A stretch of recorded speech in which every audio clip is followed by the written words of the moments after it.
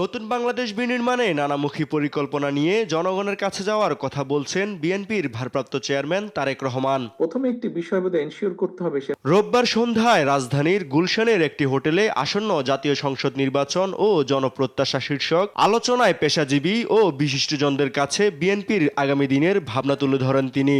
Popular decision খুব সহজে নেওয়া যায়, বাট তারেক রহমান বলেন, যারা আগামীতে নির্বাচিত হয়ে সরকার গঠন করবে তাদের প্রথম কাজ হবে আইন এবং নিরাপত্তা নিশ্চিত করা।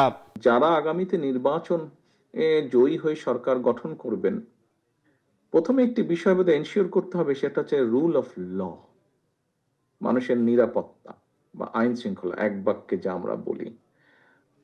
এই জিনিসটাকে প্রথমেই বোধহয় আমাদের চেষ্টা করতে হবে সর্বশক্তি দিয়ে এটাকে এনশিওর করার। নীতি ও আইনকে অগ্রাধিকার দিয়ে দুর্নীতিমুক্ত রাষ্ট্র ব্যবস্থা গড়ার উপর জোর দেন বিএনপির ভারপ্রাপ্ত চেয়ারম্যান। সমাজ, শ্রেণী, প্রশাসন, ব্যবসা, বিভিন্নভাবেই হোক, বিভিন্ন স্তরে বহু ধরনের মানুষকে যার যেটা প্রাপ্য নয় অন্যায্য সুযোগ সুবিধা দেওয়া হয়েছে। এটা একটা হ্যাবিটের মতন হয়ে গিয়েছে, বা এই অভ্যাসের পরিবর্তন করতে হবে। অর্থাৎ দুর্নীতির এক কথায় যদি বলি, আমরা সাধারণ স্বাভাবিক কথায় দুর্নীতির লাগাম টেনে ধরতে হবে। এ সময় যানজট সমস্যা সমাধানে আগামী সরকারের পরিকল্পনা নেওয়ার কথাও জানান তিনি। আমরা এখানে কেউ কিন্তু ট্রাফিক জ্যাম নিয়ে কথা বলিনি, কিন্তু এটা এমন একটা বিষয় যেটি অবশ্যই আগামী সরকারকে অ্যাড্রেস করতে হবে।